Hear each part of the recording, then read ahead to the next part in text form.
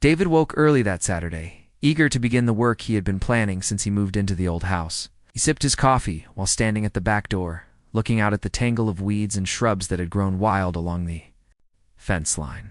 The backyard was overgrown, untamed, exactly the challenge he wanted. He pictured a neat garden, edged with flowers, and a small fruit tree where he could sit in the shade. He pulled on his gloves and stepped outside into the cool morning air. He grabbed a trowel and began clearing around an old wooden post. The soil was soft in spots and hard in others, a mix of clay and loose dirt that told of long seasons past. As David worked, he felt the satisfaction of progress. Branches fell away, roots loosened, and the yard slowly opened up, he imagined. The flutter of butterflies among fresh blossoms, and the hum of bees in summer. He dreamed of quiet afternoons reading beneath a leafy canopy. He paused to wipe his brow and surveyed the path ahead. There, at the far corner of the yard, had stood a row of goldenrod plants he planned to remove. He knelt down and set to work, cutting back the stubborn stalks. The ground beneath them was spongy, dark. His shovel bit into the earth and lifted a heavy clump of roots.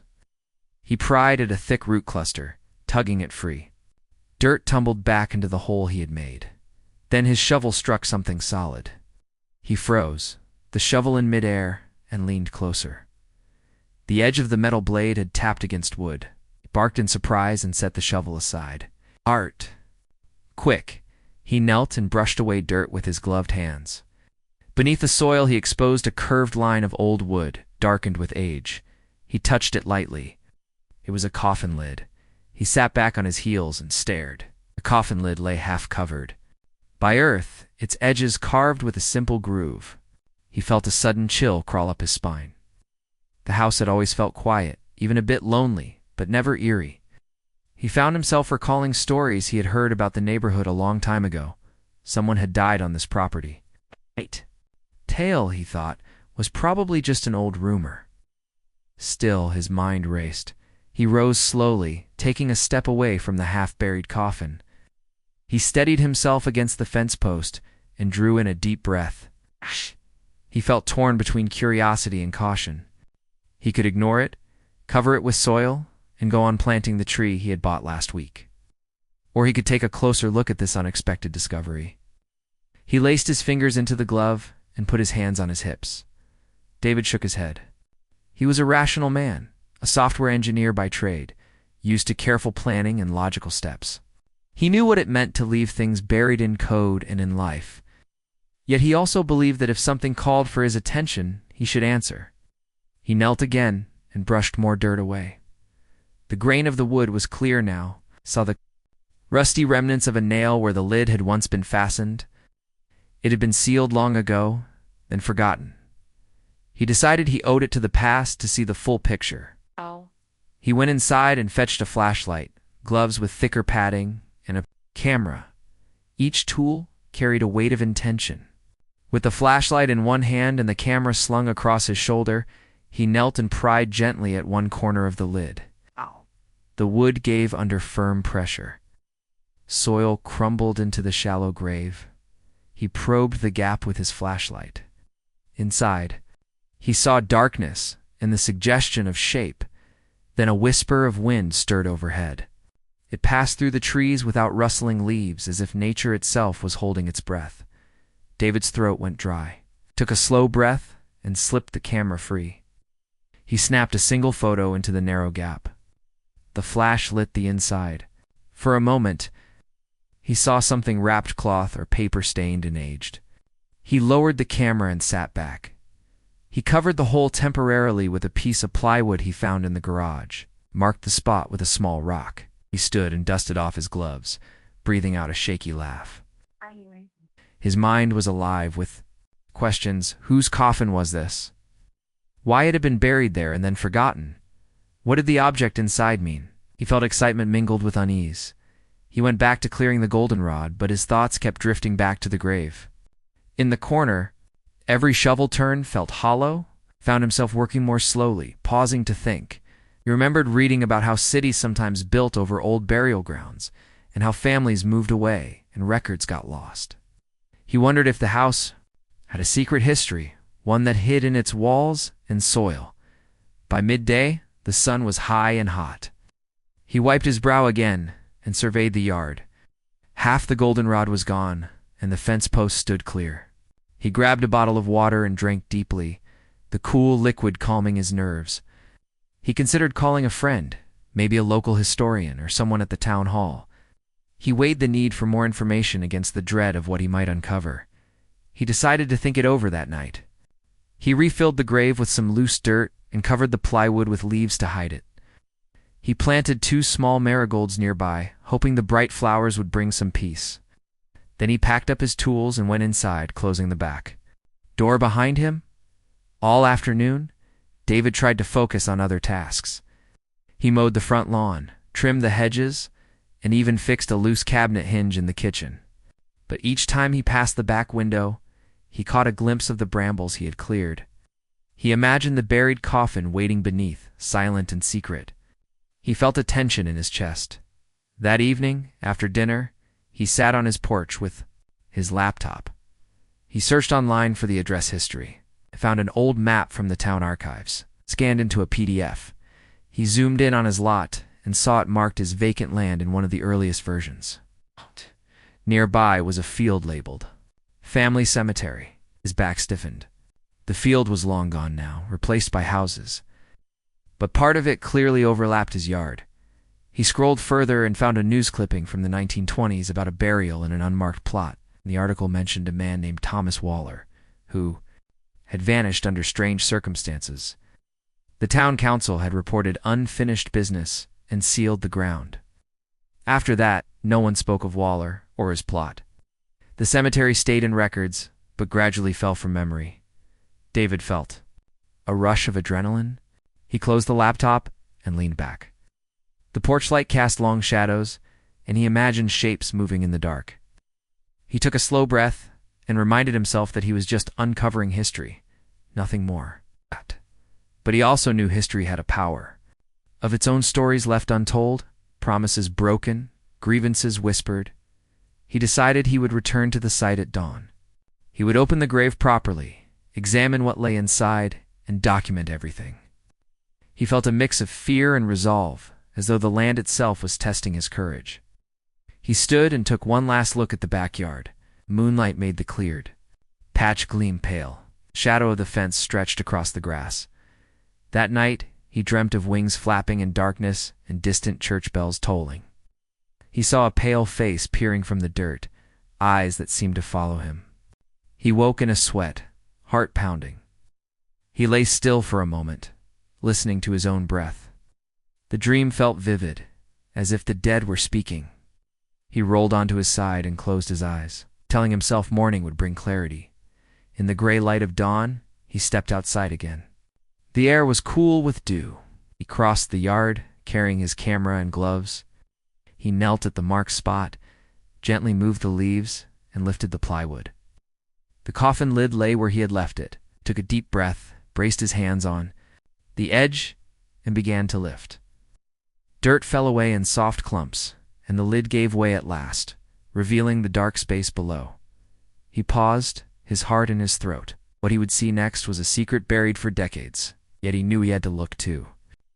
Learn what the past had left him.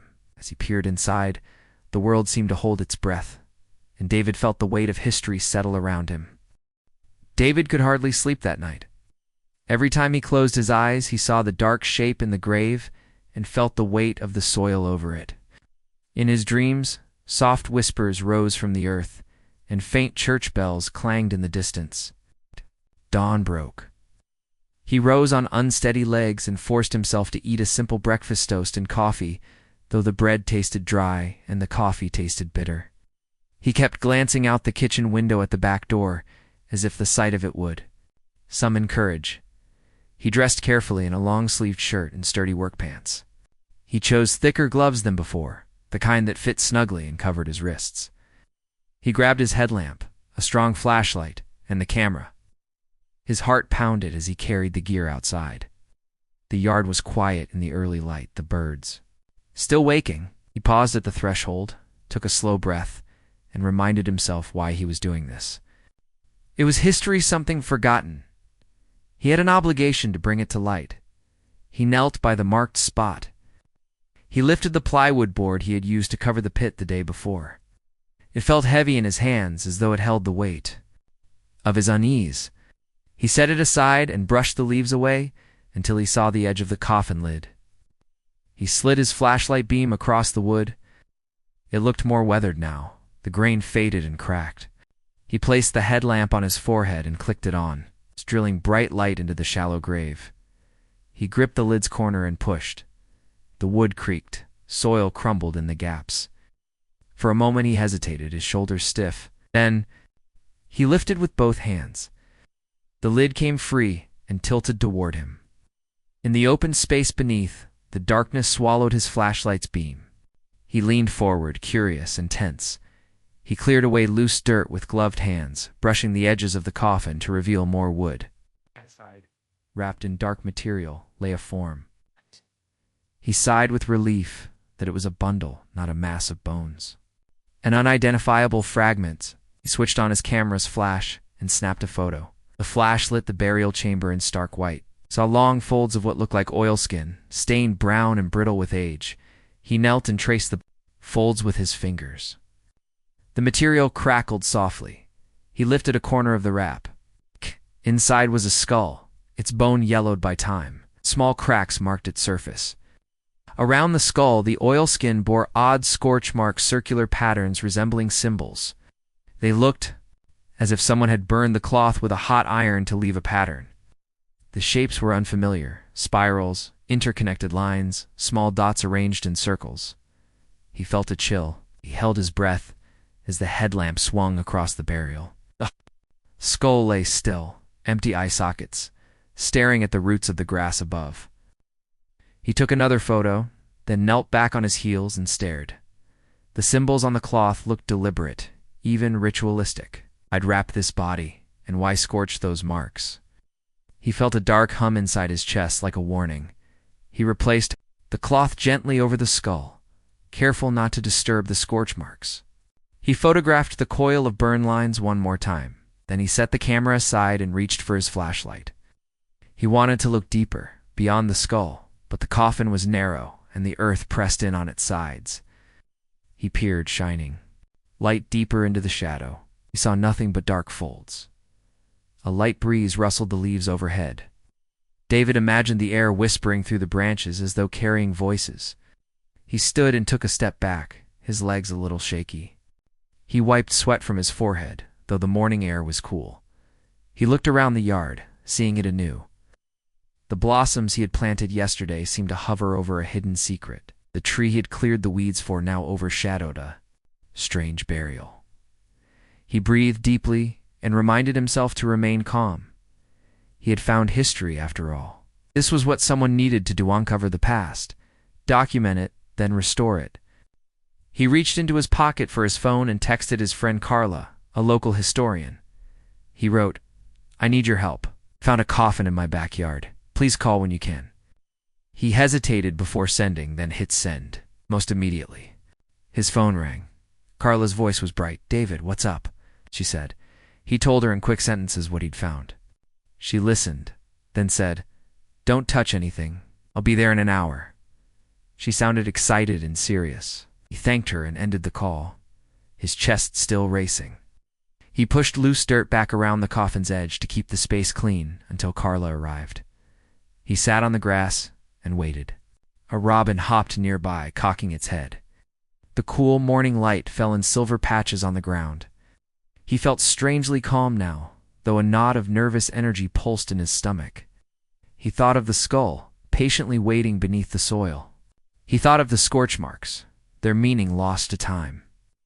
He thought of the heat of the ritual that might have burned them. An hour passed. Carla pulled into the driveway in her small sedan. She jumped out, carrying a canvas bag. She wore jeans and a leather jacket, and her dark hair bounced around her face. She greeted David with a quick hug. He led her to the grave. He lifted the plywood cover and brushed away the leaves, then shone his flashlight down and explained what he had seen. Carla knelt and peered inside with his flashlight. She ran gloved fingers over the oilskin wrap. She frowned. "At least scorch marks. I've seen drawings like this in old occult texts," she said. She pulled a small notebook from her bag, flipped through pages, and compared a printed symbol. To the burning lines on the cloth, this looks much like a binding symbol. It was used to anchor the soul to the body in some 19th century folk practices, usually done in secret, always forbidden by both church and law. David swallowed. So someone tried to trap a soul here, he asked. Carla nodded. Or attempted to. They believed that by marking the wrapping, they could keep the spirit from leaving. Sometimes they did it to preserve the dead for a time, but often with darker intent, revenge, or power, or to bind a spirit to protect an object or place. He shivered. Carla shone the light on the skull. And here, look, she said softly. They burned a symbol on the skull, too, just above the brow. That's a seal. She brushed her fingertips lightly over the burn mark. This is extraordinary. Never meant to be seen by modern eyes. David felt the hair on his arms lift. He looked at the skull as if it might suddenly speak. What do we do now? He asked. Carla rubbed her chin. We document everything. I want to record the position and take precise photos. Then I think we should cover it back up until we get permission from the county for a proper archaeological dig. We don't want curiosity seekers disturbing the site or journalists sensationalizing it. He nodded.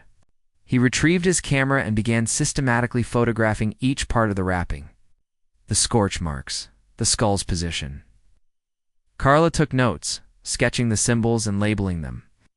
Together they worked in silence, each aware of the other's care and respect for the find. The sun climbed higher, and the backyard warmed. A neighbor's door slammed in the distance. After an hour of careful work, they had photographs, sketches, and measurements. Carla stood and brushed dirt from her knees. I'll call the county office today and see about getting an archaeological permit. You did the right thing by waiting for me. She smiled in encouragement. This is important, David. We're part of unearthing a piece of local history. He exhaled. It feels strange, like I've disturbed something that should have stayed hidden. Carla placed a hand on his shoulder. History sleeps until someone wakes it. You've awakened this story. She looked down at the grave. Let's cover it up for now. We'll keep this between us until we know what's legal and safe. Together they refilled the hole carefully, placing the plywood back over the coffin and resting soil and leaves atop it. The flowers he planted yesterday still stood at the edge, bright in the morning sun. He patted the ground and straightened. The mystery lay just beneath his feet, silent once more. Carla gathered her tools and stood. I'll keep you updated. And David, thanks for calling me. Don't do anything else without me, okay? He nodded and watched her drive away, feeling both relief and a strange longing. He wanted to know more, but part of him feared the truth. He returned to the garden chores, though each shovel stroke felt hollow. He trimmed the shrubs and raked the leaves, planted the small tree he had bought and watered it. He thought of the tree's roots growing, reaching deep into the soil, perhaps touching the coffin and its secrets. He hoped the roots would not disturb it. That night, he dreamed again of distant bells and whispering voices. He saw the skull staring up at him, its empty eyes full of question. He woke in the dark, heart pounding. He lay still until the room grew light. He reminded himself that Carla was working on the permit, that they would handle this properly. But the dream lingered, a call from the past asking to be heard. He rose and opened his phone. There, a message from Carla, spoke with county. There are. Want the photos and details? They will send an inspector tomorrow. Good work. He felt a mix of excitement and dread. Tomorrow, an inspector would come. The secret would become public record. He wasn't sure he was ready. He sipped a glass of water and stared at the small tree outside the window. Its leaves stirred in the night breeze. The yard was quiet, but he felt the silent presence of history all around him. He closed his eyes, waiting for sleep, wondering what he would find in the morning when the world woke, and his backyard became more than just his garden. David woke before sunrise, uneasy, but determined. Today the county inspector would arrive, and he had to prepare. He dressed quickly, ear buzzing with thoughts of the hidden coffin beneath his yard. He stepped outside and looked at the small tree. Its slender trunk and fresh leaves glowed faintly in dawn light. He wondered if its roots had touched the buried coffin. He swallowed and headed to the back gate. Carla was already there, notebook in hand and camera bag slung over her shoulder. She gave him a quick nod. "Morning," she said softly. "Inspector will be here soon." David nodded, his throat tight. He led her down the narrow path between flower beds. The grass was damp, cool under his boots. He paused before the marked spot, took a deep breath, and lifted the plywood cover. The morning air smelled of earth and dew. "Let's move fast," Carla said, kneeling beside the grave. She brushed away the leaves, uncovering the smooth wood lid. David handed her his flashlight. Together they pried the lid loose. It came free with a soft crack and a trickle of loose soil. Carla set the pieces aside carefully, then shone the beam into the open chamber. David aimed his camera, capturing wide shots of the burial. David's heart thumped as he recognized the familiar shapes: the oilskin bundle, scorch marks, the skull nestling in its ancient coffin. He knelt and turned on his headlamp, ready to guide the inspector's eye. He straightened as a car door slammed in the drive. He and Carla looked up to see a man in a pressed suit and dark tie stepping out of a marked county vehicle. The inspector introduced himself as Mr. Keller. He spoke in a calm, professional tone. "Good morning. I'm here to inspect the site, as per your request." He held out a badge, which David and Carla studied. It seemed legitimate. Keller set a small folding chair in the grass and opened a portfolio. Inside were printed photographs. Carla had emailed the county. Images of the grave, the symbols, the skull. "I've reviewed your photos," Keller said, "and the paperwork. This site appears to be part of an unrecorded private burial ground. We'll need to document everything, then decide on the proper course. If artifacts are present, they may be added to the county's historical collection." David felt both relief and disappointment. Relief that experts had arrived, disappointment that he might lose direct control of the discovery. Keller knelt at the grave, examined the wood grain, the depth of the pit, and took notes. Carla stood by, quietly offering measurements from her notebook. David took a step back, watching the process. He felt oddly proud his backyard held a secret of local history, one now being honored in official records. Keller carefully lifted the oilskin bundle at one end with gloved hands. He set it gently on a sheet of clean plastic that Carla laid on the ground. He shone a flashlight inside the bundle, revealing the skull and scorch patterns. He paused, eyes widening. "Remarkable," he whispered. "These scorch symbols are not common. They suggest a ritual purpose." He snapped more photographs, documenting each angle. He looked up at David. "I'll need you to sign a transfer form," he said. "The remains will be exhumed under controlled conditions and moved to the county lab. The artifacts wrappings, the book we suspect is nearby, will be cataloged and preserved." David lifted a hand. "The book, there was a book beside the coffin," he said. "Leather-bound, brittle pages." Carla's face confirmed it. Keller nodded. "Yes, we'll locate it. May I proceed?" David hesitated, then nodded. "Yes." "But I'd like to be present when it's moved," Keller agreed. Carla moved aside so Keller could descend his flashlight beam deeper, seeking the book. "There's something here," he said, carefully shifting soil. He uncovered the leather cover of a small book, edges worn. He lifted it gently and placed it beside the skull bundle on the plastic sheet. Keller stood and examined the items. He closed his eyes briefly. "These artifacts will be handled in the lab. We'll inform you of all findings. It may take weeks." His tone was respectful, but final. David swallowed, feeling anxious. He wanted answers now. Keller tucked the items into a protective case and handed David the release form. David signed, hands trembling slightly. Carla placed the old book and the oilskin-wrapped skull into separate boxes that Keller provided. Keller closed the lids, tamped them down. "We'll take care of these," he said. "I'll have a team. Come and refill the grave properly." He looked at David. "You did well contacting us. Disturbing human remains is sensitive. You followed protocol." David managed a small smile. After Keller loaded the boxes into the county vehicle, he stood and stretched. "I'll be in touch with the lab report," he said. "Once we review everything, we can talk about any memorial or further research you wish to do." David nodded. Dorla closed her notebook. Together, they watched Keller drive away. David exhaled, feeling the air fill his lungs.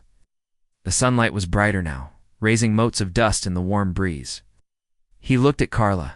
"Thank you," he said, voice raw. She smiled. "You did great." They moved to cover the grave. Adela handed David a fresh sheet of plywood. Together they lifted it over the empty pit. David filled the hole with soil while Carla raked leaves over the spot.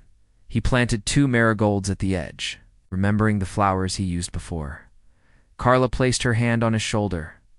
"This spot should be marked on your plot plan," she said. "A simple headstone or plaque will do." David nodded. "I'll order one." Carla smiled. "Good, that way no one disturbs it again." They finished and stood back. The yard looked peaceful once more, but David knew it held secrets just below. Over the next few days, David heard nothing. His sleep felt lighter, and his mornings were calmer. He tended the new tree, watered the marigolds, and cleared more brush from the fence line. But his thoughts drifted to the skull bundle and the book now in the county lab. He imagined researchers poring over the scorch symbols, translating the arcane markings, maybe discovering the story behind the binding ritual. He felt proud that he had helped uncover a piece of the past. Midweek, Carla called. "They finished the initial lab report," she said. "The remains and book are carbon dated to around 1885. David leaned forward. "What else?" Carla continued.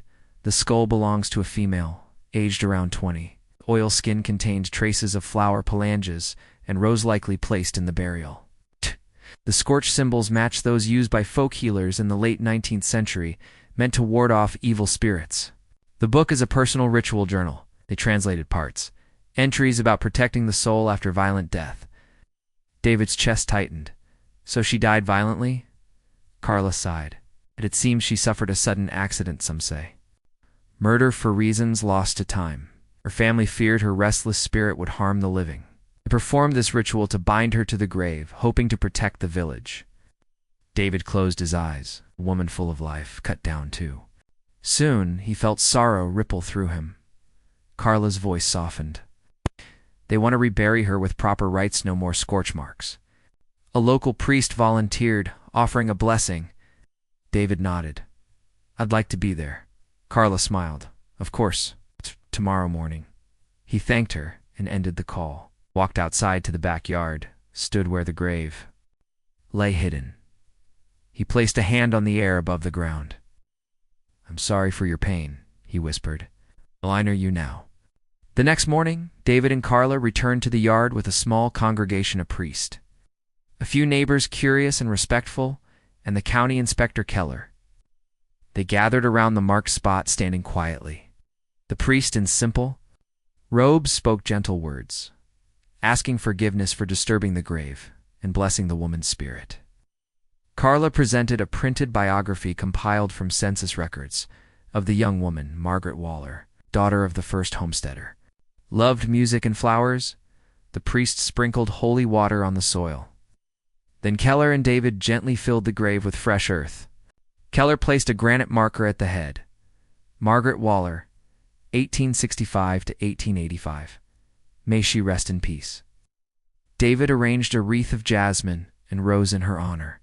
A soft breeze touched the flowers. David thought he heard a faint sigh in the rustling. Leaves after the ceremony, neighbors offered condolences and thanks. David felt a warm community spirit. The burden of the secret was lifted. He and Carla lingered a moment, alone by the marker. "She's home now," Carla said. David nodded. "Thank you for your help." She smiled. "You did the right thing." He looked at the yard, transformed flowers blooming, a tree reaching heavenward, and a small headstone resting over hidden history. That evening, he sat on his porch and gazed at the marker's simple inscription. He felt a calm settle over him. The story of the forgotten grave had been told, and Margaret Waller was finally honored. The secret was no longer buried, and neither were the lessons of kindness, respect, and remembrance. In the quiet dusk, David whispered to the night, "Rest easy, Margaret." His heart felt Lee. David settled into a quiet routine after the reburial. Each morning, he stepped into the backyard and stood by Margaret's headstone. He saw the tiny wreath of jasmine and rose he had placed still fresh beside the granite marker. The small tree he had planted now grew taller, its leaves rustling in the breeze as if greeting the sun. He whispered good morning out of habit, though he knew no one would answer. The peace of the yard soothed him, and he felt glad that Margaret's story had finally been told. One afternoon, he received an unexpected call from a local newspaper. Reporter. The reporter had learned of the excavation and wanted to write a story. David hesitated. He valued privacy and had hoped the matter would stay between him, Carla, and the county. He asked the reporter to wait until he could discuss with Carla and Keller. After hanging up, he walked the yard, eyes on the headstone. He wondered if telling the world would honor Margaret or simply turn her life into a headline. He decided to meet Carla at the little cafe on Main Street. The cafe was cozy, with sunlit windows and the smell of fresh bread. Carla arrived with her notebook and a warm smile. Over steaming mugs of tea, David told her about the call. "They want all the details," he said. "They even asked for photos." Carla frowned. "The story is powerful, but it's sensitive. We should protect Margaret's dignity. If the reporter sensationalizes it, people might see her as a curiosity, not as a young woman who suffered." David nodded. "I agree. But the historian in me understands the value of sharing history. And the community deserves to know about the cemetery under so many backyards." Carla took a slow breath. "Perhaps we can offer the reporter a respectful angle focus on Margaret's life. The flowers she loved and the proper reburial ceremony. Keep out the occult details." David sipped tea. "Yes. And frame it as a community remembrance, not a ghost story." They agreed on talking points. Carla would draft a summary of Margaret's life, drawn from census records and the ritual journals, few personal notes. David would provide photos of the headstone and the jasmine wreath. They decided to omit the scorch symbols, the skull bundle, and the leather journal. Since those belonged in the lab archives and could be misused if published, David returned home feeling hopeful. He sat at his desk and organized the digital photos. He selected ones of Margaret's headstone standing among marigolds and jasmine vines. He typed a respectful caption, "Community honors Margaret Waller, 1865 to 1885, today and always."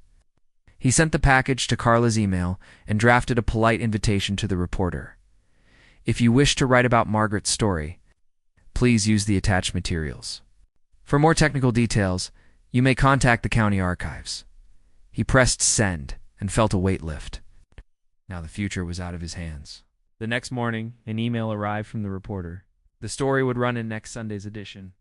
Under the headline, "Forgotten Cemetery Unearthed in Quiet Neighborhood." The draft looked respectful. A photo of the headstone, a paragraph about Margaret's life, quotes from David and Carla about proper remembrance. The report mentioned the ritual journal but described it only as an artifact revealing local burial practices.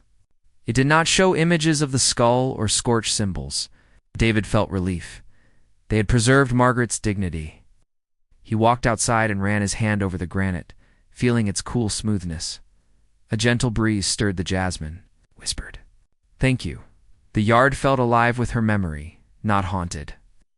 The world would know a small part of her story and, perhaps, learn to look with respect at forgotten histories.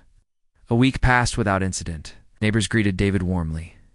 When they saw him tending the garden, one neighbor, Mrs. Clark, complimented the marigolds.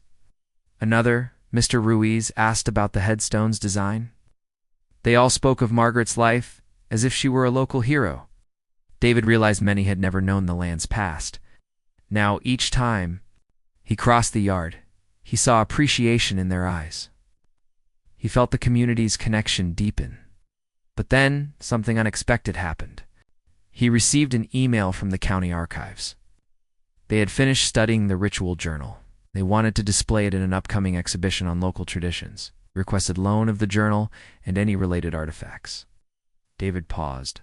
The journal had been locked away in county storage. He had not thought about it since signing the transfer. Now, its pages would be shown to the public. He thought of the journal's brittle pages, the handwritten entries, the personal voice. Of Margaret's family, he worried the display might strip away context and turn it into an object behind glass. He wrote back asking for more information, how it would be displayed, what interpretations they would offer, whether Margaret's family history would be honored. A few days later, Carla called. "I heard about the exhibition," she said. "Asked me to help curate. They want to include the headstone photo in your garden plan." David exhaled. "Do you think it's wise?" Carla's voice was steady. "I think it's a chance to educate. We can frame it respectfully, include Margaret's story in her own words. We can guide the narrative." He felt torn. But what if someone sees the symbols and gets the wrong idea? What if they think it's dark magic? Carla sighed. "We set the tone. Contextualize the symbols as folk rituals meant to console grieving families.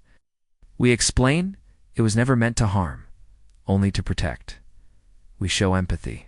David thought of the ritual journal's final entry, a mother's plea for peace for her lost daughter. He knew Carla could curate with sensitivity. He nodded, even though she could not see him. "Okay, I'll trust you."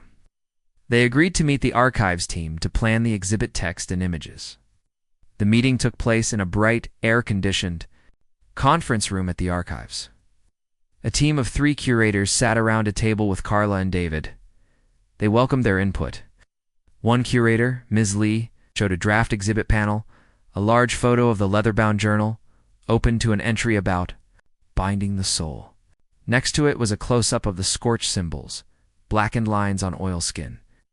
Underneath, a paragraph described folk magic and burial customs. David's stomach tightened. He remembered how the symbols looked when lit by his headlamp, mysterious and unsettling. Carla gently said, instead of showing the scorched symbol close-up, "Perhaps we use a diagram tracing it with explanatory captions. Emphasize the human need for comfort in the face of death." Miss Lee nodded. "Yes, we can add a gentle note about cultural context, about grief and hope." Another curator suggested including Margaret's portrait from a tintype found in archives. David smiled. He had not known there was a photo. Carla promised to verify the portrait's link to the Waller family. By the end of the meeting, plans were set.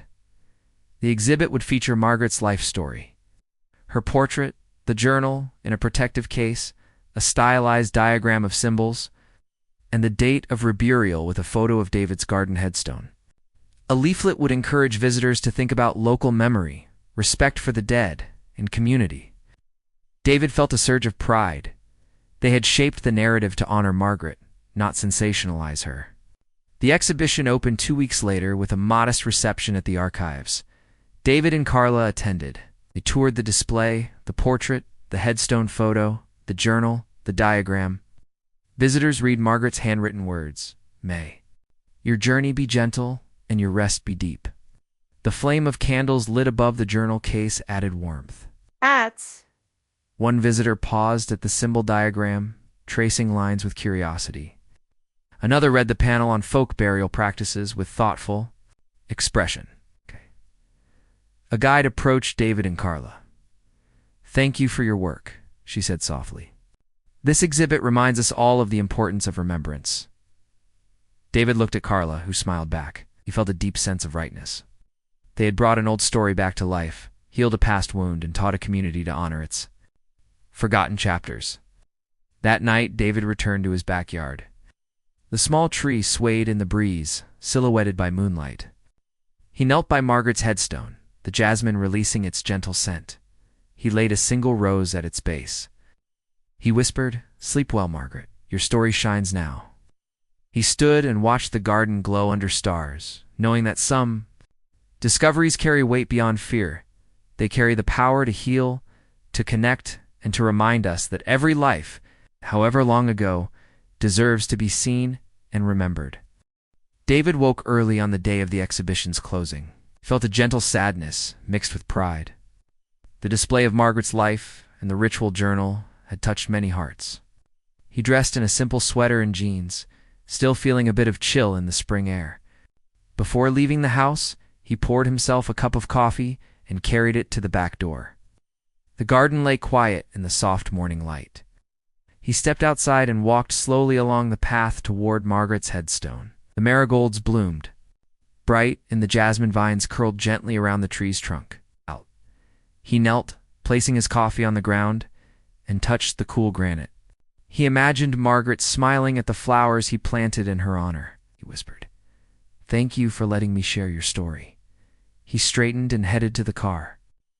On the drive to the archives, he thought of his journey. What began as a simple gardening task had uncovered a hidden history. He thought of the coffin lid, the skull wrapped in scorched cloth, the leather-bound journal, and the careful care he and Carla took to protect Margaret's memory.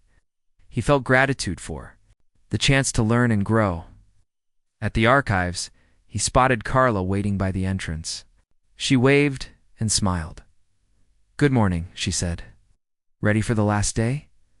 He nodded. "I'll miss it." They walked inside together, greeting the curator who had guided the exhibit. The hallway was lined with cases of local artifacts, old tools, letters, and photographs. But the centerpiece was always Margaret's journal. They approached the display room. Few visitors moved quietly among the cases. David paused before the journal's case. The warm lighting highlighted the leather binding in Margaret's neat cursive. A plaque read, "Margaret Waller, 1865 to 1885. A story of loss, love, and community." Below, the diagram of scorched symbols linked to a brief description of folk rituals of the era. The opposite wall hung a photo of David's backyard headstone framed by flowers. A small group listened as a guide spoke. "This exhibit reminds us of the lives beneath our feet, the stories lost to time, and the importance of remembrance. Margaret Waller's story, long hidden, now joins our shared history." David felt his chest swell. He and Carla exchanged a glance of satisfaction. After the crowd thinned, Carla turned to him. "I think they'll remember her," she said softly. "Her words are beautiful." David nodded. "And her story will inspire people to look at their own backyards, their own histories." He traced a fingertip along the glass case, careful, not to leave a mark. "I'm glad we did this." They moved to a quieter corner, where a guest book lay on a small table. Visitors had written kind notes. "Thank you for sharing Margaret's story. Beautiful tribute, made me think of my grandmother." David picked up the book and read a few entries, feeling warmth spread through him. He wrote in his own neat hand, "Thank you for remembering Margaret and all those whose voices lie beneath the soil." Carla signed below with her name and title. They returned to the entrance as the archives closed for the day. The curator thanked them for their collaboration. "Couldn't have done it without you," she said. "Your care and respect set the tone." David smiled. "Thank you for listening to us." Carla shook the curator's hand, and David offered his, feeling the weight of closure and gratitude. Outside, the sun had dipped lower in the sky, casting long shadows. David and Carla walked to the car. "What now?" he asked. Carla thought for a moment. "We keep telling stories. We stay curious. We stay respectful." He looked at her, grateful. "Yes, and I'll keep tending the garden." Carla laughed. "Could maybe plant some new flowers for summer." He pictured bright blooms nodding in the breeze. "I will." They parted at David's driveway. Carla hugged him quickly and wished him well. He watched her drive away, then turned to his front door. Inside, he grabbed a small notebook, a gift from Carlin, which she had written field notes and sketches of the yard, the symbols, and Margaret's life story. He flipped through the pages and smiled at her careful handwriting and kind comments. He went back through the house to the backyard. The air smelled of damp earth and blossoms. He knelt and picked a small clump of soil near the tree's base, letting it crumble through his fingers. He felt a connection to the past and to the land. He stood and grabbed his gardening gloves. For the rest of the afternoon, he worked in the garden. He dug a new bed along the fence and planted native wildflowers, black-eyed, Susan's bee balm, and purple coneflowers, to attract butterflies and bees. He watered each plant gently, giving them space to grow. As he worked, he thought of Margaret's love of flowers and music, the way her family placed jasmine and rose in her burial. Now new blooms would bring life and color where there had been only memory. He paused to rest, leaned on his shovel, and looked at the headstone under the tree. The portrait of Margaret, engraved faintly on the granite, caught the sunlight. Could almost see her eyes smiling. Felt a sense of rightness that her memory was alive in living things. In community, and in the quiet hearts of those who remembered. That evening, after dinner, David sat on his porch with a cup of tea. He looked out at the garden, now at rest in twilight shadows. Fireflies began to glow among the flowers. He settled into his chair and closed his eyes, listening to the soft hum of insects and the whisper of wind through leaves. In the peaceful darkness, he felt Margaret's presence as gentle comfort rather than unsettling mystery. He opened his notebook and wrote a final note. A life remembered is never lost. He set the notebook on the small table by his chair and took a slow sip of tea. The night was quiet except for the soft chirp of crickets. He thought of the journey from discovery to remembrance, the care he and Carla took, the community that came together. He felt gratitude for every moment. As he prepared to go inside, he glanced one more time at the yard. The headstone stood quietly beneath the tree, surrounded by flowers and moonlight. He whispered, "Rest now, Margaret. Your story lives on." He closed the back door gently and walked inside. Later, as he drifted to sleep, he dreamed of a garden where flowers bloomed endlessly and a gentle voice sang in the breeze. He knew the song was Margaret's, her melody, carried among petals, her voice alive in every breeze. And he slept, comforted by the living legacy of a life once forgotten, now forever remembered.